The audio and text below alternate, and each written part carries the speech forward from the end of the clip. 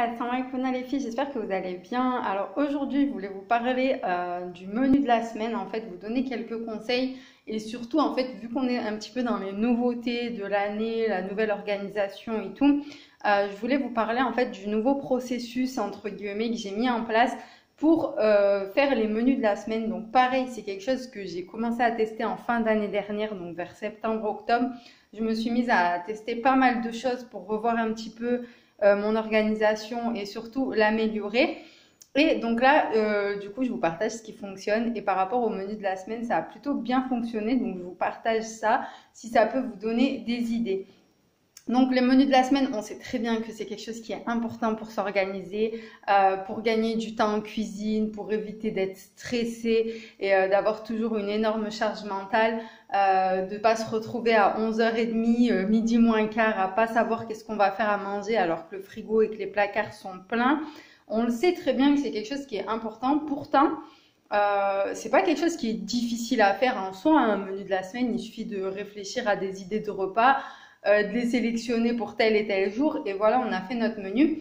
Pourtant, voilà, c'est quelque chose qu'on a tendance à repousser, à se retrouver, à se dire à chaque fois, bon, je le ferai la semaine prochaine, je le ferai la semaine prochaine et ne jamais le faire. Ou alors, des fois, on prend le temps, on prend énormément de temps à le faire et en fin de compte, ben, on l'utilise pas, on commence le premier jour, puis après, on suit pas le menu et tout.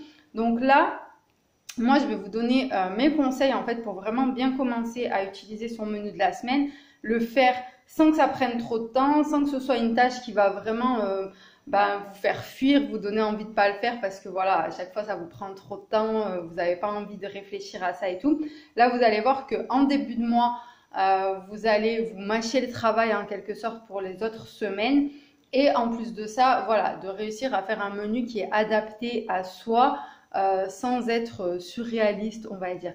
Donc, bien sûr, le menu de la semaine, il est en version de la semaine qui commence le dimanche, en version de la semaine qui commence le lundi. Je vous le mets dans votre espace cadeau. Pour vous inscrire, je vous mets le lien dans la barre de description. Vous inscrivez, vous avez directement accès à votre espace cadeau. Et ensuite, tout le reste. Donc là, on va parler uniquement du menu, mais vous avez beaucoup plus de choses dans mon petit organisateur de courses et menus. Je vous mets le lien aussi dans la barre de description. Donc, pour commencer, la première chose que je peux vous dire par rapport au menu, c'est vraiment, en fait, il ne faut pas chercher à faire un menu parfait et il ne faut surtout pas chercher à, quand vous commencez à vous organiser, que vous n'avez pas l'habitude de faire des menus, ne cherchez pas à faire un menu super, avec une alimentation super équilibrée et tout, si ce n'est pas dans vos habitudes alimentaires. Le problème, en fait, ce que j'ai remarqué, et c'est l'erreur que j'ai fait moi-même, en fait, c'est que quand on veut faire son menu, vu qu'on prend le temps de le faire, on a envie de le faire, voilà, super équilibré, on a envie forcément d'améliorer sa façon de manger et tout, mais si vous faites un menu que avec des plats que vous n'avez pas l'habitude de faire, que avec des choses que vous n'avez pas l'habitude de manger, de cuisiner et tout, c'est normal que ce soit compliqué de le tenir, en fait, le menu sur le long terme.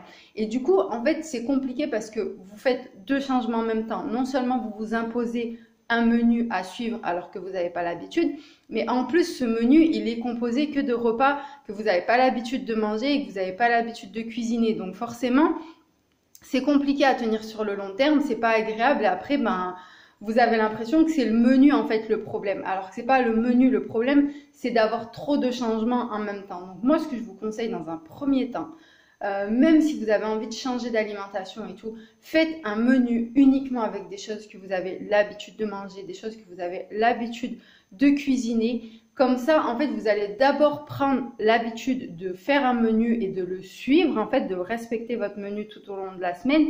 Et après, vous allez pouvoir apporter des modifications au fur et à mesure.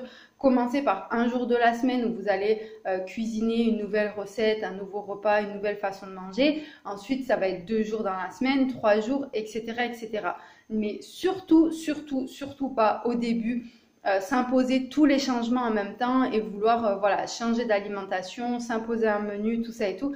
Honnêtement, ça fonctionne pas. Ou alors, si ça fonctionne, ben, ça fonctionne vraiment chez très, très, très peu de personnes parce que c'est toujours la même chose. En fait, si on change tout en même temps, on va tout lâcher en même temps et c'est pas l'objectif parce qu'au final, vous allez tout perdre entre guillemets parce que ni vous aurez pris l'habitude de suivre le menu, ni vous aurez changé votre alimentation. Donc c'est pas l'objectif. Moi je vous conseille vraiment, dans un premier temps, faites uniquement un menu avec ce que vous avez l'habitude de manger, de cuisiner. Ça va être moins frustrant pour vous, mais aussi pour votre famille, parce que si du jour au lendemain vous imposez tous les changements d'un coup et tout, ça va être compliqué à gérer. Alors que si vous prenez déjà une bonne habitude d'organisation, vous êtes moins stressé au niveau des repas parce que vous savez à chaque fois qu'est-ce que vous allez cuisiner, qu'au niveau des courses, vous apprenez à gérer vos courses parce que du coup forcément, si vous avez un menu, vous savez les courses à faire en fonction de votre menu. Du coup, vous avez toujours ce qu'il faut pour cuisiner. Voilà, vous avez une bonne organisation qui tourne bien. Ça va être beaucoup plus facile après par la suite d'intégrer un changement alimentaire petit à petit, comme on a dit. On commence par un jour, puis ensuite un deuxième jour, etc., etc. Mais en tout cas, voilà, ne pas tout changer en même temps. Donc ça, c'est vraiment les bases que je voulais vous dire par rapport au menu de la semaine, ce que je vous conseille de faire si vous commencez vraiment à vouloir utiliser le menu de la semaine. Ensuite, du coup, moi, ce que j'ai fait, ce que j'ai commencé à faire, en fait, c'est d'intégrer, en fait, en début de mois. Ce que je fais, c'est que je remplis cette petite fiche qui se retrouve, du coup, forcément, dans mon petit organisateur de courses et menus. C'est des idées de repas, en fait. Donc, qu'est-ce que je fais? Je vais noter, moi, toutes les idées de repas que j'ai. Mais je vais aussi faire participer toute la famille. Ça veut dire que je vais demander à tout le monde qu'est-ce qu'ils ont envie de manger. Du coup, vous allez voir qu'il y a deux choses qui sont super avec ça. C'est que non seulement ça va vous donner plein d'idées, vous n'allez pas être la seule à réfléchir à qu'est-ce que vous allez faire à manger. Et en plus de ça, ça va vous permettre vraiment de faire plaisir à tout le monde. Voilà, de prendre en compte les goûts de tout le monde et tout. Ça va aussi permettre aux enfants de comprendre des fois s'il y a des choses qu'ils n'aiment pas trop, mais que leur frère ou leur sœur, ils aiment, que là, voilà, on fait plaisir à un tel ou une telle et que le jour d'après, peut-être que c'est un repas que eux ils aiment mais qu'un autre n'aime pas, enfin n'aime pas trop quoi, parce qu'on essaye de faire des choses que tout le monde aime à peu près, on va dire. Mais en tout cas, voilà, ça permet vraiment de se respecter, de prendre en compte les goûts de tout le monde et tout. Et surtout, ça nous donne déjà plein d'idées. Parce que je sais pas vous, mais moi je sais que j'ai des cycles en fait de cuisine où des fois je cuisine énormément les mêmes choses, puis après je passe à autre chose, puis j'oublie un petit peu ce que je cuisinais avant. Et vous verrez que vraiment c'est top parce que les enfants, ils se rappellent quand il y a des choses qu'ils ont bien aimées, ils vont nous le dire directement. Ah oui, ça fait longtemps que tu n'as pas fait ceci ou que tu n'as pas fait cela. Et donc du coup, ça va déjà vous donner une bonne base d'idées de repas. Ensuite, après, vous allez pouvoir compléter avec des idées en allant sur Internet, voilà, en regardant et tout un petit peu des idées. Après, moi, j'ai choisi de les classer en 3 catégories. Repas plaisir, repas rapide et repas qui se préparent en avance. Donc ça, c'est par rapport à mon organisation. Vous avez la version qui est vide en fait pour les idées repas. Vous pouvez les classer comme vous voulez. Mais encore une fois, c'est pour gagner du temps.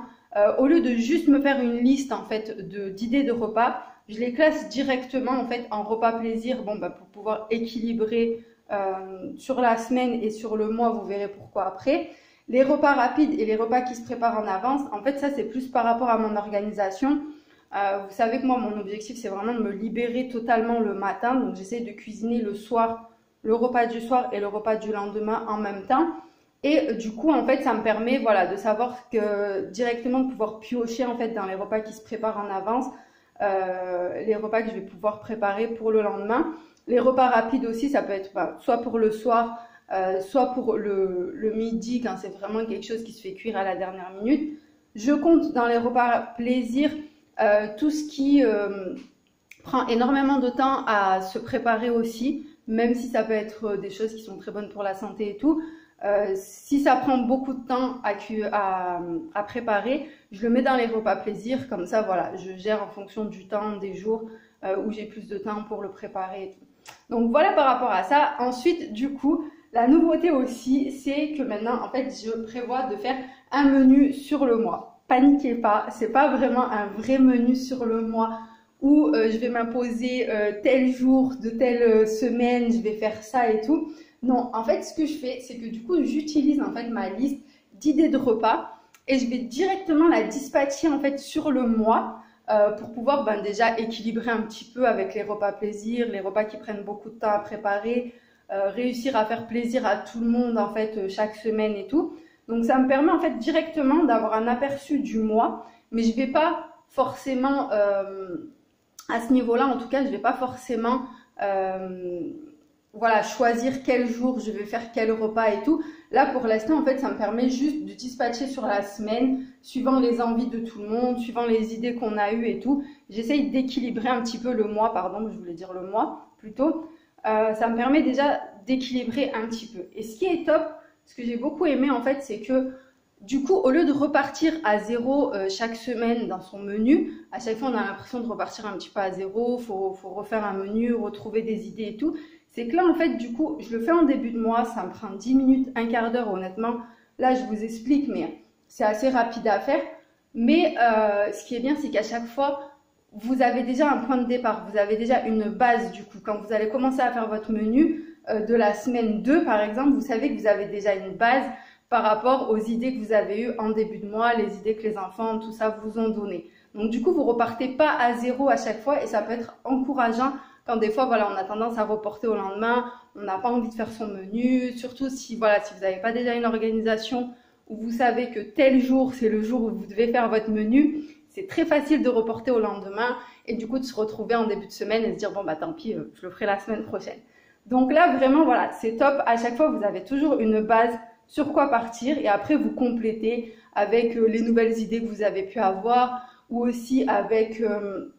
par exemple, des plats que vous n'avez pas cuisinés dans la semaine 1 et que vous allez intégrer dans la semaine 2. Parce que, oui, pour vous dire aussi par rapport au menu, moi, ce que je fais, c'est que je fais vraiment mon menu pour toute la semaine complète. Ça veut dire le midi et le soir. Je fais pas, en fait, comme certaines personnes font, un jour où ces repas restent. Parce que honnêtement, en fait, on peut pas prévoir. Il y a des fois des semaines où il y a beaucoup de reste, des semaines où il n'y a pas du tout de reste. Donc, je préfère toujours avoir mon menu qui soit complet, faire mes courses en fonction de mon menu qui est vraiment complet, savoir que j'ai tout ce qu'il faut pour cuisiner, tout ce que j'ai prévu et tout. Mais bien sûr, j'ajuste au fur et à mesure. Si au bout de 2 jours, il y a déjà énormément de reste, je fais sauter un repas. J'essaye de faire sauter un repas où je sais que voilà, les ingrédients, ils craignent pas, ils se conservent très bien. Et donc, du coup, ça peut être très bien quelque chose que je vais intégrer dans la semaine 2 ou dans la semaine 3. Voilà, donc du coup, pour vous donner une petite idée et vraiment testez-le parce que le fait en fait de savoir que vous avez déjà une base de votre menu qui est prête, bah, c'est moins décourageant en fait parce qu'on se dit la moitié du travail elle est faite, il est fait, pardon. Et du coup, voilà, ça prend 2 minutes, enfin 5 minutes pour le faire au propre, compléter les idées de repas qu'on a pour la semaine, les dispatcher vraiment en fonction du temps qu'on a tel et tel jour. Et voilà, comme ça, vous prenez vraiment l'habitude de faire vos menus. C'est vraiment important, c'est vraiment une source, le menu, c'est vraiment quelque chose qui va vous soulager, que ce soit au niveau du stress, au niveau de la charge mentale, mais aussi voilà, au niveau du budget aussi. Plus vous allez réussir à faire votre menu, mieux vous allez apprendre à faire vos courses et mieux vous allez apprendre à gérer ce que vous avez à la maison et plus vous allez pouvoir faire des économies parce qu'on s'en rend pas compte, mais voilà, c'est beaucoup de gaspillage en fait. On rachète souvent les mêmes choses par habitude et tout. Alors si on prend l'habitude de faire son menu, qu'en plus on fait son menu en fonction de ce qu'on a déjà à la maison et tout, on prend vraiment l'habitude, voilà, d'avoir un cycle, on va dire, où les choses elles tournent à la maison. On sait toujours ce qu'on a dans le frigo, ce qu'on a dans les placards. Et du coup, ça évite vraiment le gaspillage et ça évite vraiment de dépenser de l'argent pour rien parce qu'on rajoute on rachète, pardon, encore et encore les mêmes choses à chaque fois alors qu'on n'en a pas forcément besoin. Donc voilà les petites idées et le nouveau process, on va dire, par rapport au menu. Je vous redis du coup que le menu de la semaine, vous l'avez du coup dans votre espace cadeau en version qui commence par le lundi et la version qui commence par le dimanche. Et le reste, en fait, vous retrouvez avec bien sûr beaucoup plus de choses. Je vous en parlerai une autre fois dans mon petit organisateur de courses et menus. Voilà les filles, je vous fais des gros bisous et je vous dis à la prochaine. Inch'Allah, salam alaikum les filles.